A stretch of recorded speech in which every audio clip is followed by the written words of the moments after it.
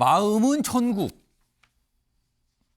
우리나라 말은 조사를 잘 봐야 되죠. 천국인데요. 마음이 천국과 마음은 천국은 다릅니다. 마음은 천국이라는 거죠. 그럼 현실은 아닐 수도 있다는 뜻이 읽혀지네요. 기사 보겠습니다. 월드컵 얘기군요. 아르헨티나 우승했죠? 일단 돈 얘기가 실려 있습니다. 우승한 아르헨티나 우승 상금이 549억 원입니다. 역대 최대입니다. 엄청난 돈을 가져가게 되는군요. 근데 준우승을 한 프랑스는 391억. 차이가 좀 납니다. 역시 이기고 볼 일이다. 이런 생각이 드네요. 차이가 좀 나죠. 2위 팀하고. 아르헨티나 36년 전 우승 상금의 지금 15배입니다. 물론 이제 물가 상승을 등등등 고려하지만 굉장히 큰 금액이다. 그리고 16강에서 탈락한 한국 등 8개국은 182억 원. 이것도 상당합니다. 우리나라도 많이 받아왔어요, 지금요. 물론 뭐 제일 많이 받는 건 피파다 뭐 이런 얘기도 있긴 한데 아무튼 상금이 대단하다는 거 소개하고 있죠. 자, 다음 기사 보시죠. 경제난 속의 희망의 빛, 아르헨티나입니다. 아르헨티나.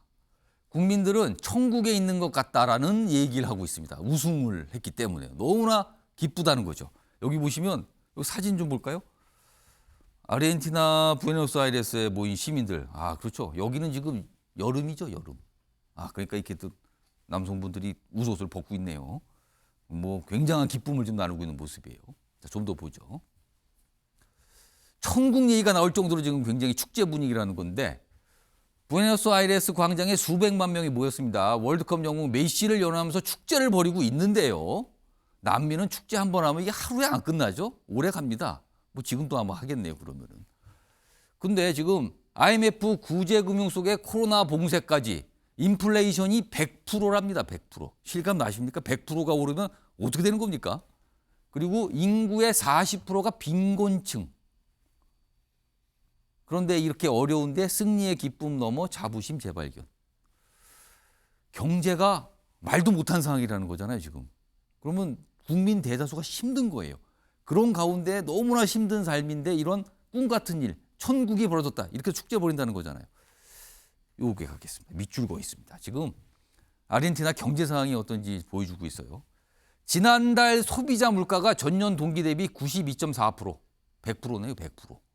그리고 올해 물가 상승률 전체는 100% 넘길 것으로 전망됐다. 그리고 이게 믿겨지는 일이세요? 기준금리가 75%입니다. 우리나라 지금 뭐 4% 넘었다고 막 한마디로 말씀하면 난리가 날 지경인데 금리가 75%래요. 돈 불리면 이게 어떻게 되는 겁니까, 여기서는? 굉장히 힘든 상황이죠. 자, 경제는 이래요. 아래로 갑니다. 정치 상황 보겠습니다.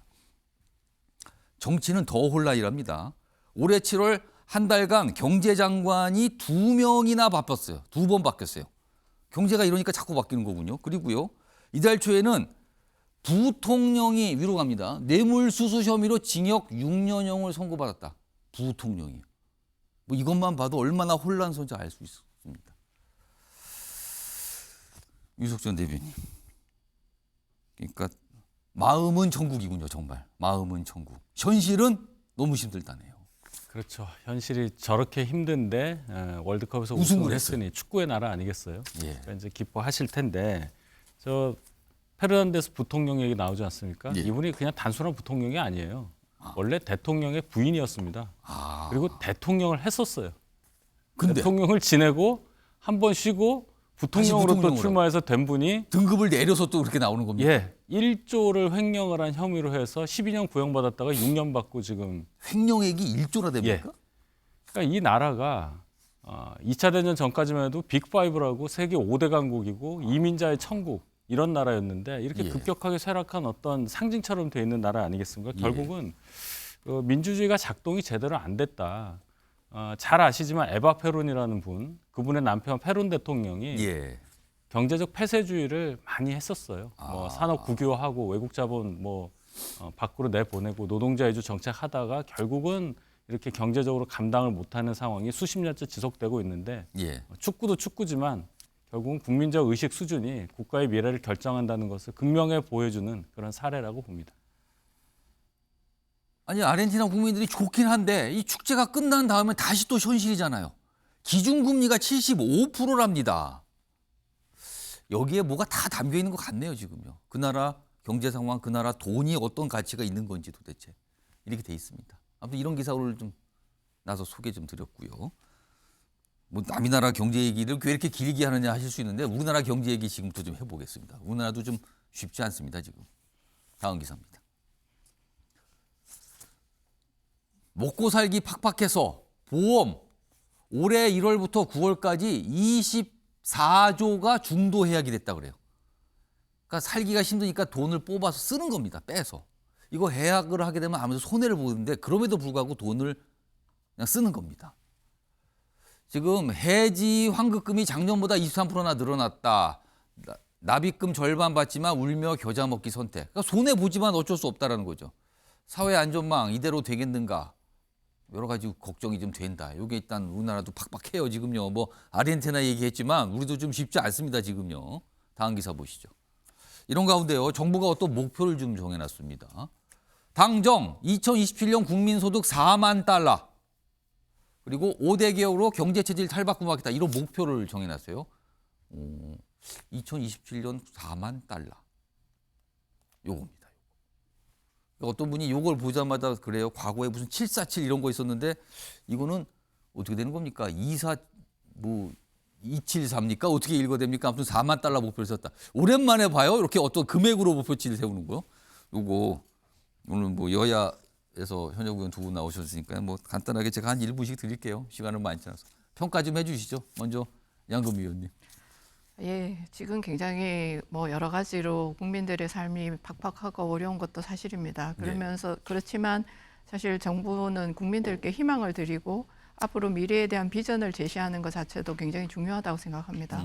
그래서 이러한 어려움들을 함께 잘 이겨내기 위한 메시지도 필요하고요. 예. 그런데 이제 저 지점에서 저희가 굉장히 중요하게 봐야 될 것들이 있는데 대부분의 많은 나라들이 3만 달러의 리스크를 못 넘어가고 다시 퇴행하는 경우가 굉장히 우리도 많습니다. 지금 3만 달러 지금 딱 3만 달러죠. 그러니까 예. 그게 그래서 저 5대 개혁이라고 하는 부분을 저희 정부에서 강조를 하는 거고 또 이러한 부분에 대해서 반드시 해 나가야 한다라고 하는 그러한 국민적인 어떤 공감대가 형성되어져야 된다고 생각하거든요.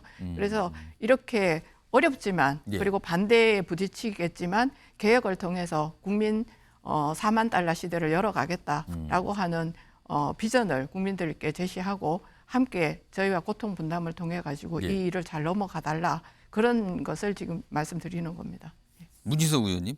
근데 구체적인 어떤 숫자를 제시하니까 너무 또 옛날 방식 아니냐 이런 시선도 좀 있습니다. 어떻게 보셨어요? 네, 그렇습니다. 그러니까 마치 MB 때 747 공약 장밋빛 공약을 해서 이제 사실 지키지 못했는데 중요한 것은 5년 후에 4만 불을 얘기할 것이 아니라 당장 지금 우리의 어려운 경제 현실에 대한 위기 타개책 이런 것들을 준비해야 되는데 윤석열 정부 들어선 이후로 6개월, 7개월 됐지 않습니까? 경제 위기에 대해서 어떤 대책도 내놓은 걸 본 적이 없어요.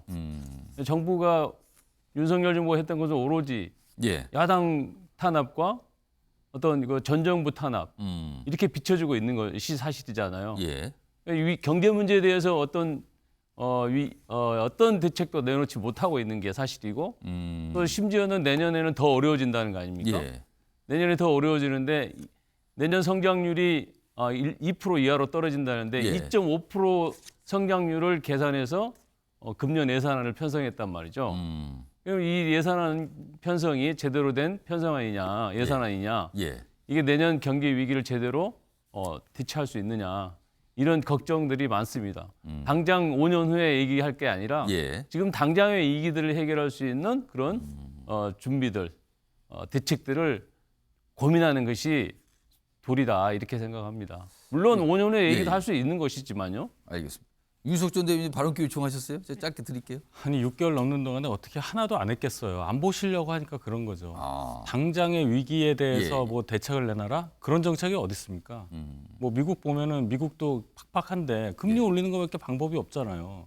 그런 얘기는 너무 정치 공사하시는 거고 보세요. 법인세 3%포인트 내리자.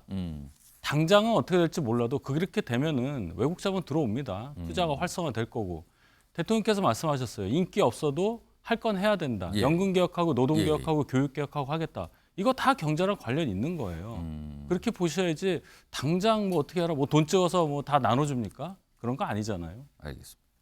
문희석 의원께서 약간 반론하실 게 있는 것 같아요. 제가 지금 손 드신 분이 많아요. 요거 경제 얘기하니까 그러면 짧게 한 30초씩 드릴게요. 문희석 의원님. 그 소위 말하면 이제 예.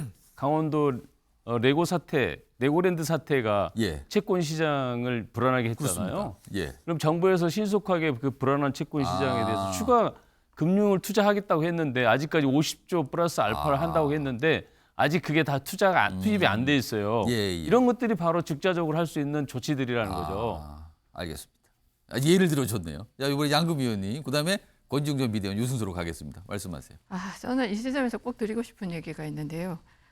전 정부, 문재인 정부 때 집값 문제에 대해서 통계 왜곡하고, 그다음에 또 소득주도 성장 관련해서 통계 왜곡하고 예. 이런 부분들을 가지고 경제 정책을 펼쳐온 사실 민주당에서 그런 얘기를 한다는 게 굉장히 좀 우려스럽고요. 그다음에 제가 또 드리고 싶은 얘기는 포퓰리즘이나 전체주의 국가에서나 통계 왜곡이 있는 거지 예. 사실 이거는 있을 수 없는 일들이 지난 정부에서 일어났습니다. 근데 그거를 바로 잡는 정상화 과정이라는 게 저희가 지금 겪어가고 있는 중입니다. 알겠습니다. 그런가 동시에 저희 77개 법안이 예. 제대로 통과된 게 없어요. 윤석열 정부가 정책을 시행하기 위해서 만들어서 제출한 77개의 법안 자체도 다 발목이 잡혔습니다. 예. 만약에 지금 민주당에게 제가 정말 간청을 드립니다. 경제를 생각하신다면 함께 필요한 법안을 통과시켜 주십시오. 네. 권지웅 비대위원하고 문희석 의원 제가 시간 좀 보고 좀 드릴게요. 예, 먼저 권지웅 비대위원. 일단은 통계 왜곡이 사실인 것처럼 저는 말씀하시면 안 된다고 생각하고요. 그건 이제 일단 만약에 밝혀진다고 의혹이다. 예, 조작이라고 하면 예. 문제가 있겠지만 그렇지 않다고 하면 그렇게 말씀하시면 안 되고, 일단 법인세 관련해서는 지금 자산 하위 20%와 자산 상위 20%의 격차가 64배로 역대 최대가 되었습니다. 근데 이번에 법인세를 삭감해서 되레 그 격차를 방치하는 것과 저는 비슷하다고 생각하고, 예. 그리고 법인세가 낮아지면 마치 해외 돈이 한국으로 올 거라고 하는 건 저는 맞지 않다고 생각합니다. 예를 들면 실리콘밸리만 해도 한국보다 법인세가 더 높아요. 그런데도 해외 자본은 다 글로 이동하고 있죠. 예. 그리고 끝으로 그러니까 2023년 예산안이라고 하는 게 이 정부의 기조를 잘 드러내지 않습니까? 근데 이번에 법인세 삭감에서 양극화를 좁히는 노력을 하지 않고, 그리고 또 하나는 약자와의 동행을 한다고 하면서 예. 공공임대주택 예산 5조 7천억 삭감했습니다. 그러니까 이게 지금 발표하시는 어떤 지향과 예. 실제 수단이 안 맞는 상태예요. 좀 악의적으로 말하면 속인다라고 볼 수도 있는 조치들을 하면서 예. 되려 그 조치가 이뤄질 거라고 말하는 것이라서 저는 좀 부적절한 모습이 많이 보인다고 생각합니다. 현 정부. 계속 지금 손 들고 계시는데 잠깐만 우선요 정리 좀 할게요. 문희석 의원이 아까 먼저 드셨어요. 하실 말씀이 있다 그러셨어요. 먼저 듣겠습니다. 짧게 말씀드리겠습니다. 예. 법인세 삭감하면 기업의 투자가 늘어나고 고용이 늘어나서 일자리가 생기고 예. 경기가 좋아진다. 이 공식은 이미 깨진 지 오래됐습니다. 예, 그래서 기업은 투자할 때 세금을 좀 깎아준다고 해서 투자를 늘리는 게 아니고 시장 환경을 보고 예. 돈벌이가 될까 안 될까를 판단하고 투자를 하는 것이지 세금 뭐 1%, 2%, 3% 예. 깎아준다고 해서 투자하는 게 아니거든요. 예. 그래서 그런 접근 자체가 좀 잘못됐다라고 보는 거고요. 예. 그다음에 통계의 조작이라고 이렇게 예. 주장하시는데 통계라는 것은 약간 양면성이 있는 거잖아요. 예. 이렇게 보면 이렇게 해석할 수 있고 저렇게 보면 저렇게 해석할 수 있는데 그걸 조작이라고 몰아가는 것도 저는 또 동의할 수가 없고 예. 과거 통계 조작을 실제로 많이 했던 정부가 가장 많이 했던 정부가 MB 정부입니다. 그래서 통계 조작 왕이라는 별명까지 들 정도로 MB 정부의 통계 조작이 심각했거든요. 그런 것들 그리고 또 이 상황에서 통계청 조사에서 통계 예. 조작했냐 안 했냐가 무슨 도움이 되겠습니까? 알겠습니다. 어쨌든 입장을 내셨어요. 지금 두 분 드셨는데 제가 30초씩 드릴게요. 먼저 윤희석 전 대변인 30초 하시죠. 아니 주장을 하지 마시고 근거를 대셔야죠. 법인세 말씀드리면 법인은 사람이 아니에요.